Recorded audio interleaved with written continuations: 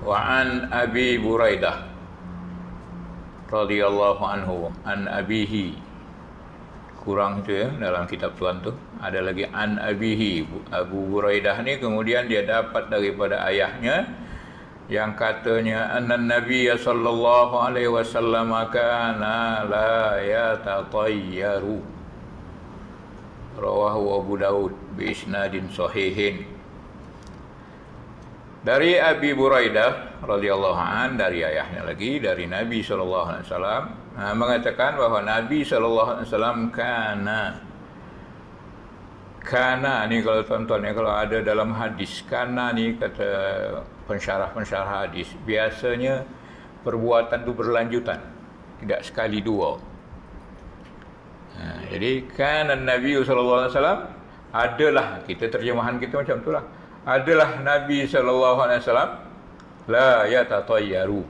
Dulunya, kana ni masa lalu, dulunya dia tidak pernah yatatayyar. Kita tengok makna dalam kitab tuan tu, bahwasanya Nabi sallallahu alaihi wasallam tidak pernah merasai atau terkena kecelakaan yang disebabkan sesuatu. Tak kena di hati saya. Yang betulnya tidak pernah merasai, menganggap bahaya, menganggap celaka, menganggap sial, menganggap buruk daripada sesuatu. Itu saja. Yang kecelakaan, terkena kecelakaan tu tidak kot. Tapi biarlah, tak apalah. Di riwayat hadis adalah Abu Daud, dari dengan sanad-sanadnya yang sahih. Abu Daud ni meriwayatkan daripada sepulan sampai kepada Nabi sallallahu alaihi wasallam, yang sepulan ni sampailah ke Abu Buraidah tu, itu namanya sanad. Orang-orang yang meriwayatkan tu namanya sanad, dan sanadnya ni semua sahih menurut Abu Daud lah. Ada kadang-kadang sahih tu menurut Muslim, menurut Bukhari, itu lebih kuat lagi. Sebahagian ulama seperti Abu Daud mungkin ringan sikit daripada Bukhari dan Muslim. Itu ajalah beza dia. Tapi menurut Abu Daud, sanad yang diriwayatkan ini adalah sahih. Pengajaran hadis ni, seorang yang kuat berpegang kepada ajaran Allah Subhanahu wa taala dan beriman dengan qada dan qadarnya akan mendapat keberkatan hidup. Jadi ini akidah ya. Akidah ni kepercayaan. Bila kita percaya, tawakal betul-betul bahawa Allah Subhanahu wa taala sahajalah yang mengenakan kepada kita sebarang ketentuan, sebarang keputusan, sama ada baik atau buruk. Bila kita percaya macam tu, maknanya tawakal lah. Ya, maka insya-Allah semua yang dicipta Allah Taala tu adalah baik. Ya. Jadi kekuatan tu, kekuatan berpegang kepada akidah tu, apa akidahnya, isi akidahnya, qada dan qadar tu wajib kita imani. Jadi hidup kita berkatlah, tenanglah kita, tidaklah gundah. Cuma usaha-usaha bagaimana saya sebut dulu, usaha kita mesti buat bagaimana Nabi sallallahu alaihi wasallam. Macam mana pun kuatnya iman, akidah, qada dan qadarnya, tapi usaha dia buat. Jangan macam setengah orang tu sehingga tak buat usaha apa-apa. Bagaimana keadaan kita sekarang ni lah kan, kalau kita kaitkan keadaan kita ni, usaha kita tak buat, kita pakai topeng muka. Dan ini arahan daripada atasan tu ulil amri, ati'ullaha wa ati'ur rasul wa ulil amri. Taat pada Allah, taat pada Rasul dan ulil amri. Mengapa tak pakai taatlah pada ulil amri? Sebab taat pada ulil amri bergantung kepada taat perbuatan arahan tu pada Allah dan Rasul atau tidak. Kalau taat pada Allah dan Rasul tidak bertentangan, untuk taat ulil amri tidak bertentangan dengan pada Allah dan Rasul, maka wajib taat. Tak bolehlah kita salahi. Sembayang jarak segini, ikut. Tak berjarak, tak taat ulil amri, berdosa. Bukan taat Allah ya tak dipatuhi berdosa, taat ulil amri pun wajib. Maknanya kalau tak taat, dosa. Pakai tutup muka, kata ulil amri. Kita kata, tak payah. Tak boleh. Ya? Tak boleh, berdosa. Ingat tu ya. Hidup dan matinya pula mendapat kebahagiaan dan keredaan Allah Subhanahu wa taala. Yang kedua, Rasulullah SAW adalah contoh kepada umat Islam dalam semua aspek yang mesti dicontohi.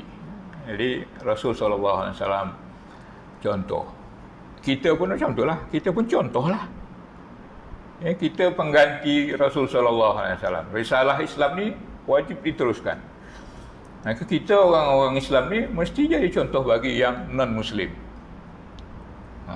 Jadi jangan pula kita tak menjadi contoh kebaikan. Jadi ditengok aja orang Islam tu, dia tahu, oh inilah risalah Islam, inilah risalah Nabi Muhammad SAW, inilah agama Islam. Itu wajib kita tanggungjawab. Jadi kita ni sebagai orang Islam, kita adalah qudwah, ikutan. Apalagi kita seorang ayah, ikutan bagi anak-anak, ya. Seorang imam, itu ikutan bagi makmum-makmum. Ya, seorang ustaz, seorang cikgu, dia ikutan bagi murid-murid. Jadi bertanggungjawablah kita dengan keadaan kita masing-masing. Ya, setidak-tidaknya individu sebagai individu Muslim mesti jadi contoh. Jadi kita jangan ikut perangai orang lah. Ya. Kita ni Muslim, tapi tengok orang yang bukan Muslim, kita pun lebih parah dari dia. Dia kata kita sekali, kita kata dia 10 kali. Sepatutnya tidak macam tu. Ya.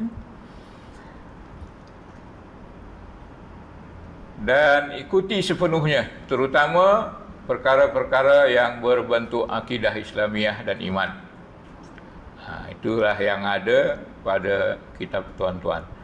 Tapi bila saya cari dalam kamus hadis, hadis ni panjang, ada kata kana la yatatayyaru min syai'. Nabi SAW kana, macam tadi juga kana, dia sentiasa la yatatayyaru, banyak sambungnya. So dah kita lalui hadis ni, kita bacalah, cuma tak ada dalam buku tuan-tuan. Kana la yatatayyaru min syai'. Dia sentiasa tak pernah tatayur.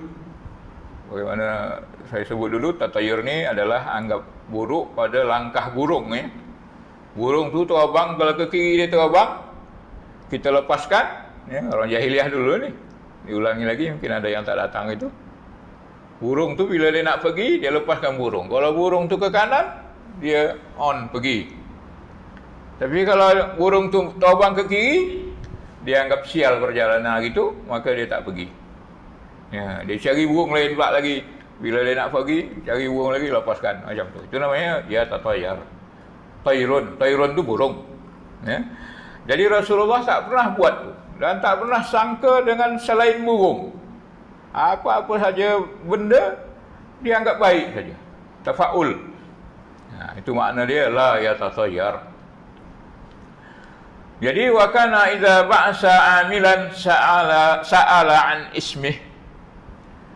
Dia kalau mengirim seseorang atau dia dikirim seseorang, ya, ada orang suruh sesuatu, lepas tu seseorang tu mungkin ambilkan air ke, atau bagikan sesuatu kepada Rasulullah SAW ke, atau Rasulullah SAW sendiri mengutus orang. Dia tanya nama. Ini rahsia nama, tuan-tuan. Ya, dia tanya nama. Siapa nama awak? Rasulullah SAW macam tu, ya. Kita tiru lah ni. Kalau kita tak kenal sama orang, kita tanyalah. Jadi kita ni macam tu lah. Apalagi jiran, ya. Apalagi kita jemaah. Sepatutnya kita berkenalan. Rasulullah tanya nama sahabat ni, yang nak diutus ni, atau yang dikirimkan orang kepadanya. Fa iza a'jabahu, kalau dia suka dengan nama tu, fariha, dia gembira. Wa ru'iya bishru dzalik fi wajhi, dan gembira Rasulullah tu dengan nama tu nampak di muka dia. Senang. Cerah muka dia. Maknanya nampaklah dia tak cakap, ya, dia tak cakap. Tapi nampaklah dia suka. Sebaliknya, wa in kariha asmahu ru'iya karahiyatu dzalik fi wajhi. Kalau dia tak suka nama tu, nama tu tak elok, maka dia tak gembira. Dan dapat dibaca muka Rasulullah SAW tu dengan nama tu, nampak dia tak ceria. Itu satu rahsia nama. Jadi nama ni mesti elok, mesti menggambarkan sesuatu yang baik. Sebab dia doa juga kan. Wa idza dakhala qaryatan sa'ala an ismiha. Begitu juga Rasulullah ni, sifat dia kalau masuk satu kampung, dia tanya nama kampung tu. Kampung ni kampung apa? Fariha. Fa in a'jabahu ismuha fariha ru'ya bishru dzalika fi wajhi. Kalau dia suka nama kampung tu, dia gembira, dan nampak gembira tu dalam muka. Wa in kariha ismahu, kalau dia tak suka dengan nama tu, macam tadi juga, ru'ya karahiyatu dzalika fi wajhihi. Nampaklah. Dia tanya kampung tu, nama kampung ni apa? Nama kampung tu tak elok, maka dia tak ceria. Nampak muka dia, muka tak suka dengan nama. Kalau tuan pergi ke Kelantan, ada satu pantai tu, pantai Cinta Birahi. Tukar. Masya Allah. Ya, Tuan Guru tukar nama tu. PCB, Pantai Cahaya Bulan, daripada Pantai Cinta Birahi. Jadi tuan-tuan, itu nama kampung. Nama orang pun macam tu. Rasulullah SAW kadang-kadang dia tukar nama orang tu kalau dia tak suka. Jadi dalam syarah tu dia kata, kita mestilah tukar sunnahnya. Nah, Rasulullah SAW mesti kita ikut, pilih nama orang, seseorang tu mesti pilih nama untuk anaknya atau pembantunya, khadamnya dengan nama-nama baik. Kenapa? Kerana nama-nama yang tak elok tu kadang-kadang kena sama qadar, sesuai dengan qadar dia tak elok. Umpamanya lah, nama dia terjatuh, sekali tu terjatuh, orang akan kaitkan tatayur tadi. Itu dia. Kaji kita tu tatayur tadi. Menyangka buruk. Ini sebab nama itu. Padahal qadar Allah Subhanahu Wa Taala dah. Nama dia siapa? Rugi. Rugi Subianto. Rugi. Entah macam mana rugilah dia dalam hidup dia. Orang akan sangka buruk sebab nama.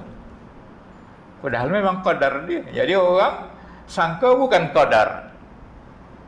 Kita kan nak berpegang kepada qada dan qadar. Apa-apa perkara, qada dan qadar. Tapi bila ada kejadian macam ni, ni nama tak elok ni. Padahal lah qadar Allah Subhanahu Wa Taala. Jadi tukar qadar tu kepada tasya'um tadi, sangka tak elok tadi, atau tayur tadi. Jadi kita cubalah nama cucu ke, kita ni kadang-kadang orang tanya apa nama yang elok. Tanya dulu. Saya biasa macam tu, kalau ada orang nak tanya nama, apa yang kau suka? Kadang-kadang kita kasih nama Ibrahim ke, nama Muhammad atau Aisyah ke, dia tak suka. Dia nak nama-nama glamour. Kemudian hadis berikutnya, muka surat 28. Wa an Urwah ibn Amir radhiyallahu anhu qala dzukiratit tiyaratu. Tolong betulkan tuan, bukan tayrah. Jadi tiyarah. Dzukiratit tiyarah inda Rasulillah sallallahu alaihi wasallam faqala ahsanuhal fa'lu wala taruddu musliman fa idza ra'a ahadukum ma yakrahu falyaqul Allahumma la ya'ti bil hasanat illa anta wala yadfa'us sayyi'at illa anta wala haula wala quwwata illa bika. Hadis ni sahih, rawi Abu Daud juga dengan sanad yang sahih juga. Jadi ada doa itu, hafallah tu ya. Rasul sallallahu alaihi wasallam kata, zukirat tiarah. Disebut orang cerita-cerita tatayur ni lah. Sial ni sial ni, bulan sial ke apa namanya, burung malam tadi. Berkeliling kampung burung tu satu rombongan. Entah burung mana. Ini sial lah kita ni.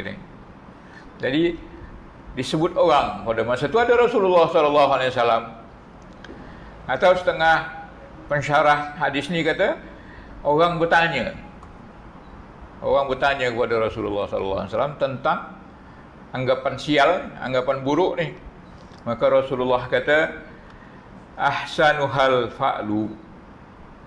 Yang terbaiknya bukan cakap macam tu. Yang terbaiknya al-fa'lu, bersangka baik. Ya, bersangka positif. Itu ajaran ni. Jadi kita ni bila bercakap-cakap sangka positif. Orang kampung kata apa? Positive thinking. Minda kita tu set pada perkara yang baik. Ahsanuha al-fa'lu. Mengapa? Kata pensyarah-pensyarah hadis ni, lima fihi min husni dhanni billah. Sebab tafa'ul tu, tafa'ul ni lawan tatayur. Tatayur anggap buruk pada benda-benda. Yang ini tafa'ul ni thinking, positive thinking. Jadi yang tafa'ul ni, positive thinking ni, dia adalah di dalamnya itu husnuzon, bersangka baik pada Allah Subhanahu Wa Taala. Jadi bila bersangka baik dengan Allah Subhanahu Wa Taala, Allah Subhanahu Wa Taala akan ciptakan yang baik. Kata hadis kursi, ana inda dhanni abdi bi. Aku ni berserta bersamaan dengan apa sangkaan hamba-Ku pada aku. Kalau hamba sangka buruk, buruklah. Kalau hamba-Ku sangka baik, aku bagilah baik sama dia. Itu prinsip dalam hidup kita ya. Sangka baik dia. Walaupun sakit, walaupun kita sakit, walaupun kita dalam keadaan musibah, sangka baik. Adalah hikmah ini. Ya, hikmah ini baiklah sebab segala perbuatan Allah Taala itu baik. Walaupun tak baik pada nisbah pada kita. Tapi ada masanya itu baik. Di depannya baik. Dulu pernah saya cerita kan. Dia ketinggalan kapal terbang kan. Di Medan ada cerita. Terlambat dia. Jauh dari airport. Terlambat taksi. Atau kereta dia terlambat. Dia nyesal jugalah sebab kapal terbang dah tolak baru dia sampai. Tapi akhirnya tak berapa lama kapal terbang tu tolak, masih di Medan tu lagi jatuh. Termasuk ada kawan saya meninggal di dalamnya. Dia berkata, alhamdulillah. Tengok tu. Jadi musibah sama dia, bisnes dia mungkin rugi dan sebagainya. Tapi yang lebih besar telah terhindar daripada. Jadi tuan-tuan, sangka baik ya. Al-fa'lu, ahsanuhal fa'lu. Yang terbaik adalah al-fa'lu. Kemudian wala taruddu musliman. Jadi bukan ta itu bukan kod bagi engkau, tapi kod bagi dia. Dia yang disebutkan sebelum ini, yaitu tiarah. Tiarah tu sangka buruk tu jangan jadi menolak orang Islam. Faham tak? Sangkaan buruk tu dia tak boleh menolak dia. Tiarah tadi tu, menyangka buruk tadi tu menjadikan dia tak jadi pergi. Dia tengok burung ada ke kanan, dia tak jadi pergi. Tak boleh. Orang Muslim tak ada bergantung baik buruk pada burung. Itu makna dia. Kalau nak kenduri kan. Nak kenduri tengok apa namanya, ada tahap apalah, isyarat-isyarat sehingga tak jadi dia kenduri. Tapi biasanya macam itulah musafir. Kalau orang-orang jahiliah tu nak musafir, nak berniaga, nak mulakan perjalanan dari rumah tu atau dari Mekah tu, dia lepaskan burung. Sehingga sangkaan buruk dengan burung tu terbang ke kiri tu menolak dia jadi pergi. Dia tak jadi dia pergilah. Jadi la taruddu musliman, jangan sampai tiarah tadi tu, sangkaan celaka tadi tu sehingga menolak azam seorang muslim, membatalkan azam seorang muslim. Sebab apa? Sebab kita mesti mengetahui la asara li ghairillahi ta'ala, tak ada yang memberi kesan selain daripada Allah Subhanahu wa taala. Aslan, secara dasarnya, fa iza ra'a ahadukum ma yakrahu, kalau salah seorang di antara kamu ada melihat sesuatu yang dia tak suka, ada sesuatu yang tak suka, terjadi sesuatu yang tak suka, kita nak pergi Kuala Lumpur, sampai Rambau pancit tayar atau something tak disukai lah. Jadi kalau terjadi macam tu, maka bacalah doa ni. Bukan sebab tadi terlanggar anak kucing. Tu dia. Anak kucing pun ya. Tengok. Jadi keburukan yang terjadi tu, musibah yang kita hadapi tu, kaitannya dengan anak kucing, bukan kepada akidah kita, kepada Allah Subhanahu wa taala. Jadi walaupun kecelakaan, tak elok, musibah jumpa kita, maka kita katalah doa ni. Alangkah indahnya. Allahumma la ya'ti bil hasanat. Ini akidah kita. La ya'ti bil hasanat illa anta. Tak ada yang, tengok terjemahan tuan tu, dia kata, ya Allah, tidak ada yang berkuasa mendatangkan kebaikan. Okey, bolehlah tu. Tiada yang berkuasa, la ya'ti bil hasanat, tak ada yang boleh mendatangkan kebaikan illa anta, melainkan engkau ya Allah. Kemudian wala yadfa'us sayyi'at, dan tak ada siapapun yang boleh menolak sayyi'at, segala perkara yang buruk, illa anta. Dapat menolak sebarang keburukan melainkan engkau. Okey, jua, tambah pula ini taukid lah ni, melainkan engkau jua, adanya, tambah lagi. Okey, tak ada masalah. Tiada daya upaya, la haula wala quwata illa billah. Biasa kita sebut ni, la haula wala quwata illa billah kan. Itu kalau kita membaca. Tapi kalau kita berhadapan, seakan-akan kita berhadapan dengan Allah Subhanahu wa taala. Serupa dengan iyyaka na'budu, penegasan. Seakan-akan Allah taala ada, kita cakap sama Allah taala, iyyaka na'budu. Fatihah tu kan, Bismillahirrahmanirrahim, dengan nama Allah Pengasih Penyayang kan. Alhamdulillahirabbil alamin, segala puji bagi Allah. Kita puji aja. Dia. Tapi bila bab ibadah, iyyaka. Sepatutnya kalau bahasa biasa, iyyahu na'budu, dia pengasih, dia penyayang, dia yang mengatur alam ni, maka kepadanya lah kita beribadah, menyembah kepadanya. Tapi bab ibadah ni Allah ajar kita supaya direct. Iyyaka, hanya kepada engkau lah. Mantap tu. Jadi bila kita dapat musibah pun macam tu, seakan-akan kita berhadapan dengan Allah Ta'ala. Itulah doa tu. Allahumma inni, dia kata, la ya'ti bil hasanat illa anta. Tak ada yang datangkan kebaikan ni kecuali engkau ya Allah. Dan tak ada yang boleh menolak keburukan yang terjadi ni kecuali engkau. La haula. Aku tak ada daya upaya. Aku tak ada haula, tak ada helah, tak ada ikhtiar, wala quwata, tak ada kekuatan illa bika, kecuali engkau.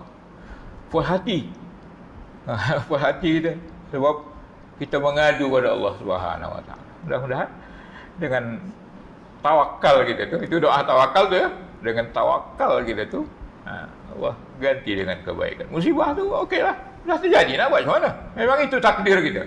Belum lahir lah. Engkau tahun segini, hari segini, jam segini, engkau akan langgar pokok, umpama kan. Itu jadi, okeylah. Memanglah takdirnya tu, terima lah. Tapi ungkapan ni tadi, jangan sangka dengan burung malam tadi masuk rumah ni. Buat pandang lah macam ni. Memang ada dan dah agak lah. Dia pula ngagak dulu. Dan dah agak lah. Burung hantu masuk dalam rumah. Tengok akidah kita. Musibah yang terjadi tu dia kaitkan dengan burung hantu lah, dengan kucing lah, macam-macam. Jadi itulah dia. Kalau kita tekono sesuatu yang buruk, jangan salahkan kucing, jangan salahkan burung. Umat Islam dikehendaki bersangka dan perasaan baik. Bersangka dan perasaan, bersangka dan berperasaan baiklah. Maka dengan demikian akan lahirlah kata-kata yang baik dan pergaulan yang baik. Betul lah. Jadi kalau kita sangka baik je, kita pun tak sangka orang tak elok, kan? Assalamualaikum, dia tak jawab. Apa kita sangka? Tak dengar. Tak dengar itu. Kalau kita sangka buruk, sombong, salam tak jawab. Hubungan kita pun jadi tak elok. Kita pun sakit, kan? Bila kita benci, sakit hati sama orang, dia ada risiko kejiwaan dia. Dia kata orang apa? Jangan cepat marah, kan? Jangan marah cepat tua. Itulah dia tu. Bila kita sangka buruk je sama orang, kita sakit hati. Bila sakit hati, banyak perkara-perkara yang memutuskan saraf-saraf pada badan kita sendiri. Saraf-saraf apa? Saraf-saraf kejiwaan kita. Yang kedua, dia kata umat Islam dikehendaki menjaga mulutnya. Betul lah, macam tadi lah. Supaya tidak mendoakan perkara-perkara buruk pada diri atau orang lain juga. Jadi kita sangka baik je. Jangan mengandai-ngandai. Azan bunyi, dah berkumandang azan, dia lalu kat masjid tu, dia tak singgah masjid. Sangkalah baik. Apalah sangka buruknya tu. Budak azan pun tak singgah masjid. Mungkin dia nak pergi masjid lain. Mungkin dia nak sembahyang dia kat pasar tu, dia nak belikan. Bayang dia masjid India tu, surau India tu, okeylah. Yang kita sangka tak elok je semua orang. Ada perempuan duduk sebelah dia, naik kereta. Saya baca dalam buku seorang alim lah, sangkaan-sangkaan baik. Kalau kita sangka buruk, siapa pula bawa ni? Tina mana pula bawa? Tengok tu, sangka buruk tu. Itu kalau kita mungkin anak dia ke, adik dia ke, makcik dia ke, macam tu. Jadi kita sentiasa menyangka baik pada orang. Dan salah satu amalan lagi, sebelum tidur tu maafkan orang. Itu rahsia. Kata orang lah, kata ulama-ulama, rahsia muda, awet muda. Nak awet muda macam mana? Bila nak tidur tu, maafkan orang. Jangan bila nak tidur tu ingat, sepolan ni hutang tak bayar. Rungut. Jadi dibawa rungutan tu sampai ke tidur. Apa jadi? Yang itu tiap malam. Marahnya, hutang kita nantilah. Mungkin dia belum ada duit nak bayar. Biarlah, tangguhkan dulu. Jangan macam-macam. Jangan diandaikan perkara-perkara buruk. Cepat tua. Cepat sakit. Ketiga, muka surat 29. Umat Islam hendaklah menerima teguran atau perbuatan baik yang dilakukan oleh seseorang dengan sangkaan yang baik. Ini yang silap tadilah. Tapi tak apalah. Ini betul lah, tapi berkaitan dengan hadis tadi tak ada, ya. Kemudian setiap umat Islam disuruh beriktikad. Iktikad akidah lah. Berpegang bahawa tiap sesuatu yang berlaku sama ada baik atau sebaliknya adalah qada dan qadar Allah Subhanahu wa taala.